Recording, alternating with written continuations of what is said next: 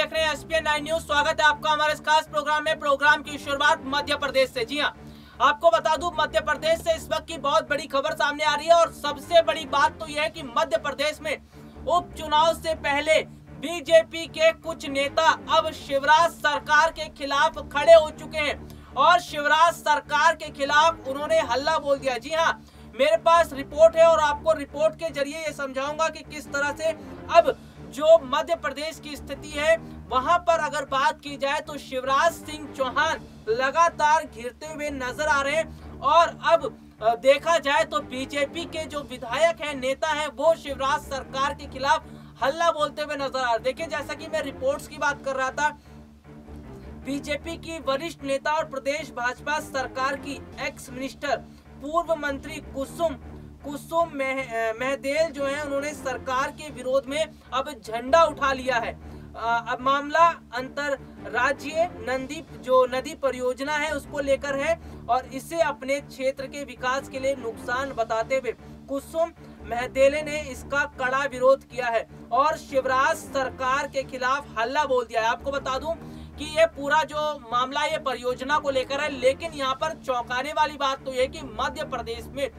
शिवराज सिंह चौहान की सरकार है और शिवराज सिंह चौहान के खिलाफ ही उनके विधायक अब जिस तरह से बगावत पर उतर आए हैं और जिस तरह से बगावती तेवर उनके नजर आ रहे हैं, तो ये शिवराज सिंह चौहान के लिए मुश्किलों वाला पल है और ये मुश्किलें बढ़ाता हुआ नजर भी आ रहा है। आपको बता दूं कि बीते कुछ दिनों पहले भी खबरें सामने आई थी जिसमें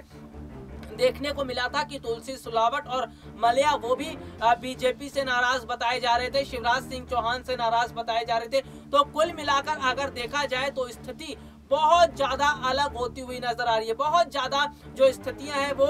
विपरीत दिशा की तरफ जा रही हैं। और देखिए रिपोर्ट्स की, जैसे कि मैं बात कर रहा था, विश्व जल दिवस 22 मार्च को देखिए प्रधानमंत्री की मौजूदगी में क्रेन बेतवा लिंक जो परियोजना है उसको लागू करने के लिए मध्य प्रदेश और उत्तर प्रदेश की सरकार के बीच में केंद्र के साथ जो है एक समझौता हुआ है और इस समझौते के तहत बेतवा नदी को आपस में जोड़ा जाएगा। यहाँ पर जो परियोजना की शुरुआत की जानी है वो परियोजना की शुरुआत होगी, लेकिन इस परियोजना से वहाँ नुकसान हो रहा है जहाँ की अगर बात की जाए तो जो महिला विधायक है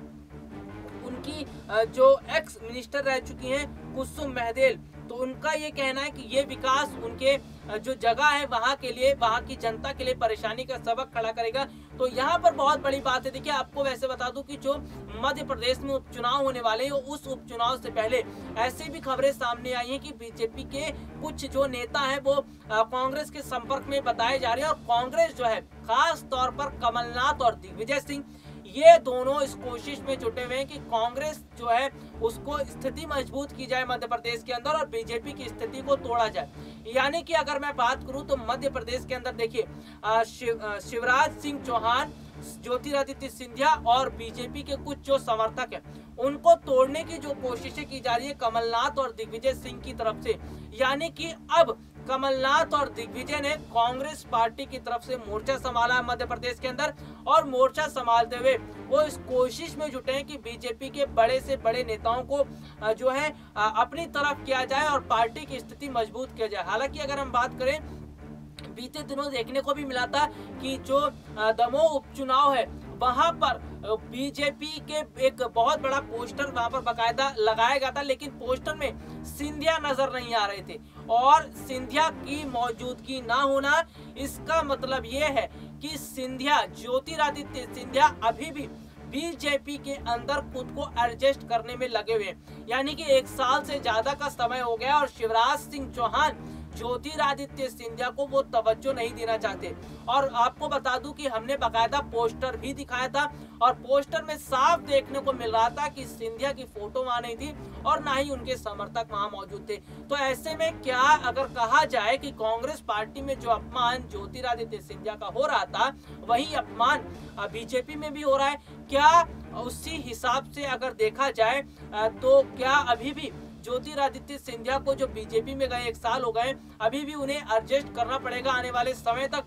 बहुत सारी स्थितियां बन रही है, लेकिन अभी अगर हम बात करें तो फिलहाल बीजेपी के खिलाफ जिस तरह से उनके अपने जो विधायक हैं, अपने करीबी नेता हैं, वो हल्ला बोल रहे हैं, वो जो है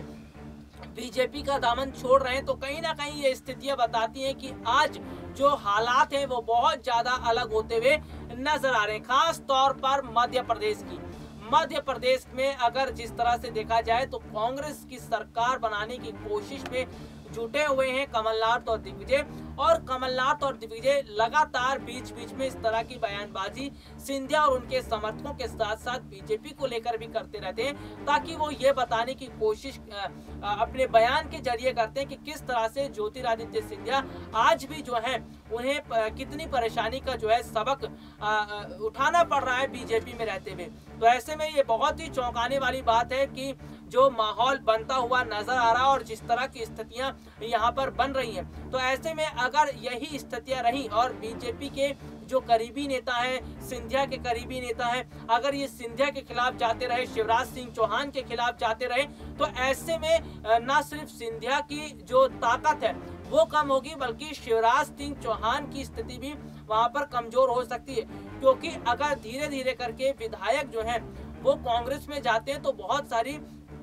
स्थितियां बन सकती हैं। लेकिन यहाँ पर अगर जैसे कि मैं बात कर रहा था कि जो बीजेपी के करीबी लोग हैं मध्य प्रदेश के अंदर खास तौर पर, वो अब शिवराज सरकार के खिलाफ हल्ला बोलते हुए नजर आ रहे हैं। शिवराज सरकार जो प्रोजेक्ट बना रही है उस प्रोजेक्ट के खिलाफ वो खड़े हुए। तो ये अपने आप में बताती है कि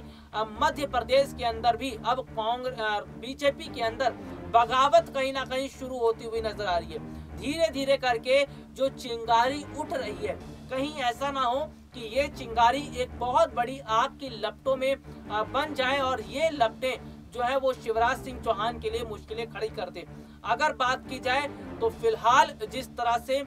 मध्य प्रदेश का जो उपचुनाव है उसको लेकर हालांकि बीजेपी पूरी कोशिश तो कर ही रही है, इसके अलावा कांग्रेस भी ये चुनाव जीतने की कोशिश कर रही है, लेकिन बार बार जो सिंधिया का जो अपमान हो रहा है और जिस तरह से जो पोस्टर की अगर हम बाकायदा बात करते हैं तो पोस्टर में नजर नहीं आते। और हालांकि अगर हम बात करें तो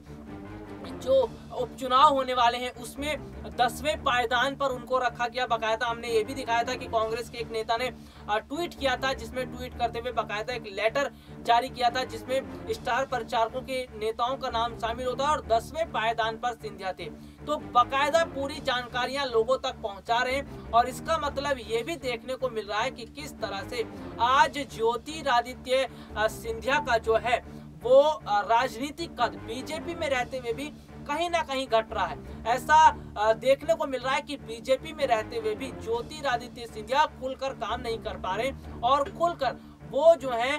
अपनी जो स्थिति है उसको मजबूत नहीं कर पा रहे। अगर ऐसा ही रहा तो स्थितियां बदल भी सकती हैं और अगर सिंधिया को ऐसा लगेगा कि बीजेपी में रहते हुए भी उनको वो सम्मान नहीं मिल पा रहा है तो वो कांग्रेस की तरफ दोबारा रुख कर सकते हैं। हालांकि अभी तो इस तरह की कुछ खबरें नहीं है कि सिंधिया कांग्रेस की तरफ रुख करेंगे या नहीं करेंगे, लेकिन जिस तरह से बार बार जो देखने को मिलती रही है स्थितियां और जो पोस्टर हैं और जो स्टार प्रचारकों की लिस्ट है, इससे बहुत कुछ देखिए समझ में आता है। जनता भी बहुत कुछ समझती है कि 10वें पायदान पर स्टार प्रचारक की लिस्ट में सिंधिया को डाल देना, उनका नाम लिखना, पोस्टर से सिंधिया का नाम हटाना, पोस्टर में सिंधिया का नजर ना आना, तो ये सारी चीजें यही है कि शिवराज सिंह चौहान वो ये बताने की कहीं ना कहीं कोशिश कर रहे हैं। शिवराज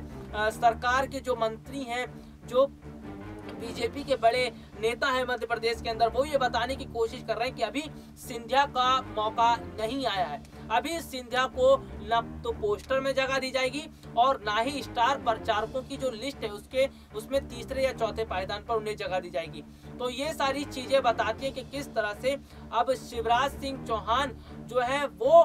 कहीं ना कहीं अपनी ताकत का इस्तेमाल भी कर रहे हैं और वो सिंधिया को ये बताने की कोशिश भी कर रहे हैं कि ज्योतिरादित्य सिंधिया को अभी आने वाले समय में और ज्यादा एडजस्ट करना पड़ेगा और ज्यादा जो परिस्थितियां हैं उनका सामना करना पड़ेगा। और सबसे बड़ी बात है कि शिवराज सिंह चौहान को खतरा भी यही है कि अगर ज्योतिरादित्य सिंधिया का राजनीतिक कद बढ़ता है मध्य प्रदेश के अंदर, बीजेपी के अंदर, तो पार्टी आलाकमान जाहिर सी बात है कि शिवराज सिंह चौहान के अलावा जो दूसरा ऑप्शन है वो सिंधिया को तलाश सकती है। तो ये राजनीति और राजनीति में जब उथल पुथल होती है और जिस तरह की स्थितियां बनती हैं, इसका साफ मतलब ये होता है कि वाकई में जो हालात है वो बिल्कुल उलट होते हुए नजर आ रहे हैं। लेकिन चिंगारी जो उठ रही है बीजेपी के अंदर, ये चिंगारी आग का शोला बनते देर नहीं लगेगी, जिससे शिवराज सिंह चौहान की कुर्सी भी खतरे में आ सकती है। फिलहाल के लिए आज मुझे इजाजत दीजिए, नमस्कार।